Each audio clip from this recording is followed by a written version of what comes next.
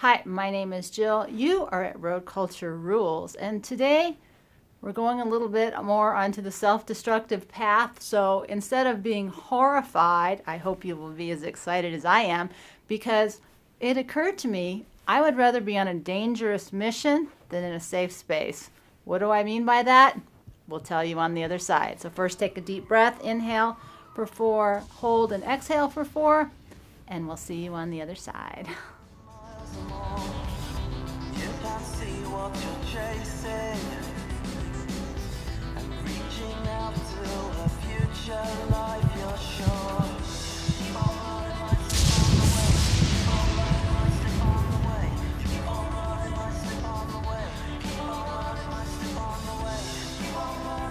So this morning I sort of had this thought, as you know how it goes here, is that I would rather go on a dangerous mission than be in a safe space. And I think that's part of the sort of evolution I shared the other day about how some things have happened that have kind of taken me aback, that have made me upset and nervous. And now I'm sort of coming out of the other side of that, and I remember how exhilarating it is when you go big, right? Go big or go home. And so I'm starting to feel that the rush or the energy of getting out to the other side. And while I haven't resolved everything, and there's still steps I need to take to resolve some of the issues that I've created, I wanted to talk about why sometimes it's good to go on a dangerous mission instead of just being in a safe space. And so that's really, I think, what's happening or going to be happening here. When I was in my 30s, I think, I wrote a poem, and part of that poem was I want to hit hard and run fast because I want to travel at the speed of my own light. And one of the things that I experienced, I don't know if you've ever had this, was I think I was 31, because at the time it felt old. Now, for the first time I went to a boxing gym, and it was in downtown Phoenix. If you've ever been to Phoenix, there is a scary downtown area, South Phoenix at the time, and it was one of those kinds that you see in the movies, right? Super run down, just local street kids, maybe a couple, semi-professional kind of guys boxing, and, the old guy running it, trying to help out the locals, parking your car, hoping it will be there when you come back outside.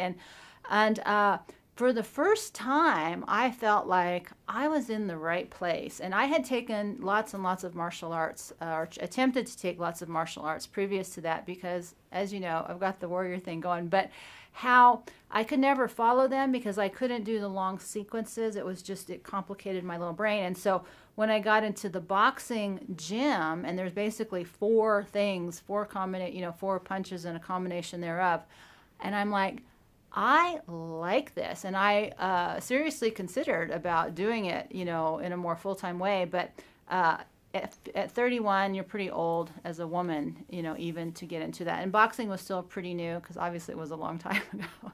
But I loved it. I felt like I found a piece of myself, and I think that's hard for most people to understand. And yet, when you experience that yourself, when you find that piece of yourself, there's something that's very exciting about that. And, we sort of have created this world where we're afraid to take big risks because we're so busy trying to conform and not step on people's toes, reflected in some of the comments below. And that doesn't, I've been doing the same thing, and I think that phase is over. And when I say travel at the speed of my own light, trust me, I have not been.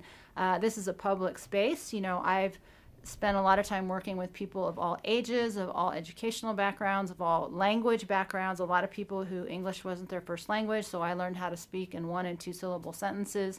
As a social worker, I was working with everybody, so I had to learn to communicate with everybody about life and death matters. So that was, a skill set I brought to the table. And as you probably have noticed in these videos, I'm starting to edit my speech patterns less, and also am sort of unveiling more of what's really going on underneath the surface, because I think I'm ready to go back on that dangerous mission, because that excites me. And so one of the things I will toss at you is, when you listen to other people tell their stories, or when they talk, or when they're in the public arena, which kind of people excite you? And, there's a lot happening in the world right now. And I heard a guy from Russia talking about how the whole globe is really in a civil war right now. And I know some of you expressed that you don't understand what I'm talking about. And the truth is that in these little 10-minute videos, I can't explain everything. I can't bring everybody up to speed every day where we're at and what we're talking about. So when I was listening and asking,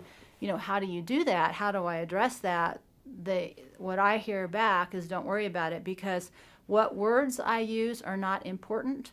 How you feel, and if you can take one thing away from this, is the only thing that matters. So it's more like this little experience, I think, needs to be less about what I'm saying and how what you're taking, the energy you're taking from it, how that feels for you. And some of you are getting angry, some of you are getting disappointed, some of you are being emboldened, some of you are being grateful. It doesn't really matter, because everybody's having a different experience. What does matter is that I think it's time to start traveling at the speed of my own light, and for me, that means a more dangerous mission. And part of what's been happening, behind the scenes is, I'm back out in the horse trailer, and I know some of you have said, why is there no movement? There may be a little more clutter because I'm trying to figure out how to go fix my car. It's the first day without wind that we've had in forever. And, I don't want to do it, but that's the dangerous mission, moving forward on things that you don't want or you don't know how to do, pushing yourself a little bit. And, with this trailer, it's been exhausting. Every time I try to put something into place, every time I try to get someone to work with or whatever, it keeps falling apart. It is not happening. I made that initial video, I think back in September or August, trying to get the energy moving, and nothing's happening. I can't tell you how frustrating it is. And so what I was thinking about this morning was that maybe the reason the trailer project isn't moving forward is the misunderstanding on my part that when I felt like it's time to get going and to get back out there, like so many of us, we think we're supposed to get back on a physical journey, right? To get into the trailer and to get moving. That is not happening. So maybe what the real message is it's time for me to get moving internally. And I told you the other day, I felt like I've become pretty complacent and comfortable, and how the fire has been lit, that maybe it's time to move it forward. And not everybody's going to be able to travel with me this way, because I can't take everybody with me. And we are in this world where we're doing, these online vlogs about our RV or nomadic lifestyle, for those of you who started with that or tuned in for that. And that's kind of what people are doing. And, the feedback has been, well, you should just go do that, and then more people will watch you. And, it's been a very interesting internal conversation, is like, why do we do anything? Do we want somebody to like us? Do we want financial reward?